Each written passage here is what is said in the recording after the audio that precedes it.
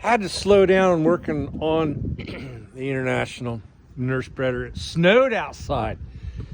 So I'm going to go indoors and work on the 8000. There's a fuel line that it was leaking right at the lift pump. I'm going to go modify some fittings that go into it so that if it ever needs to be repaired again, I can't strip the threads in that lift pump. I'll show you what I want to do. Okay, made it inside. This right here is the new one. And it's got a fitting in here that's threaded top and bottom. This is the outlet, this is the inlet. So this side here is what comes from the fuel tank. It's gravity fed. Then this pumps it up. This is the lift pump. 5 to 9 psi, and then this goes over here to the fuel filters, and then from the fuel filters it feeds the injector pump, which that gives it a lot of pressure going into the injectors to each cylinder. So what I did instead, I put these fittings in here because they seat down in there and they stay down in there. There's no movement. If I take this apart, I'll back it up with the wrench here to hold it in place, and then I'll take this off to do any cleaning. And what happened on the old pump is these threads got stripped and it didn't seat down inside it. The tubing that was seating down inside it was exactly like this.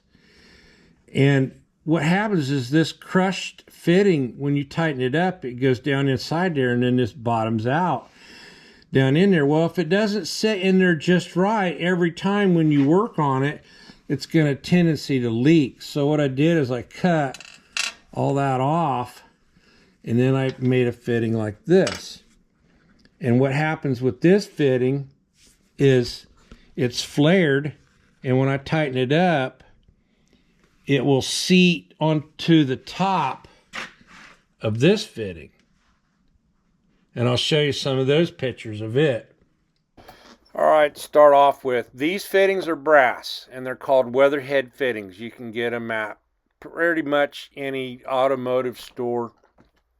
But that union fitting that you see threaded into that lift pump is tapered on both sides 45 degrees. And then I flared the tubing that's separated from it right now so that it will seat onto that lift pump union fitting. Originally, this fitting looked like this. It's the long flange flared nut. And I had to cut it because of tolerance issues to make the flaring on the tubing. There is a reason why I purchased that long flared nut. It was the only one available. So I purchased it and decided that I was going to make the cut to shorten it. That black line right there that you can see, that's my cut mark. And like I said, I got enough shoulder inside it to have strength to tighten up that flared fitting. Now here it is. It's all cut off there. I wound up taking the reamer and cleaning it out on the inside, taking some sandpaper and cleaning the outside of the top of it so that there's no sharp edges. All right, this is the inside of that cap long nut that I cut. And you see that tapered area inside there? That's where the flared area of the tubing is going to sandwich that flared area down onto that union fitting that has that 45-degree angle. Got my tubing into the holding device, and the tubing is up above just a little bit. That way I have enough for the flaring. As you can see, the bottom side, that nut that I cut, the long nut cap, I couldn't get it to go past that bended tubing, so that's why I cut it down, because it needs to be on there before I start flaring that tubing. This time when I flared it, I had to put a C-clamp in the center of those two bars that hold the tubing when you flare it. It was bowing in the center a little bit. It wouldn't hold it, probably because I've used it a lot and I need to get a newer one that works like that with a clamp that clamps the center of it. Got a nice flare to it, as you can see.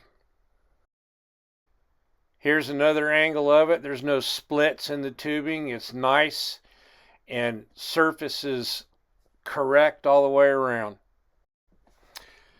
Okay, this is the inside of the fitting when the jam nut or the cap long nut slides over the fitting and it fits in there just right.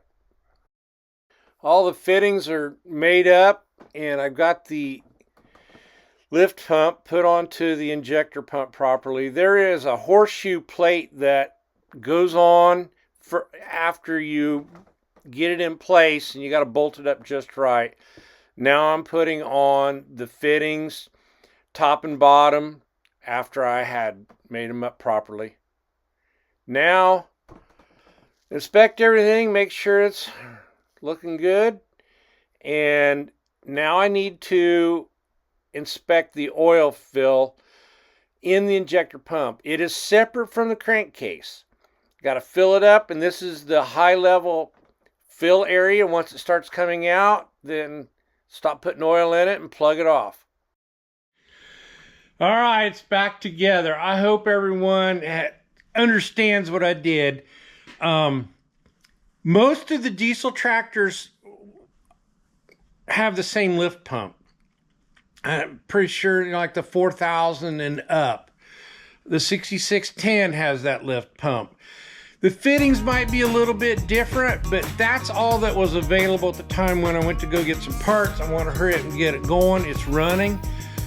I want to get rid of some manure, get the barn ready for winter. Thank you for watching. We'll see you at the next video.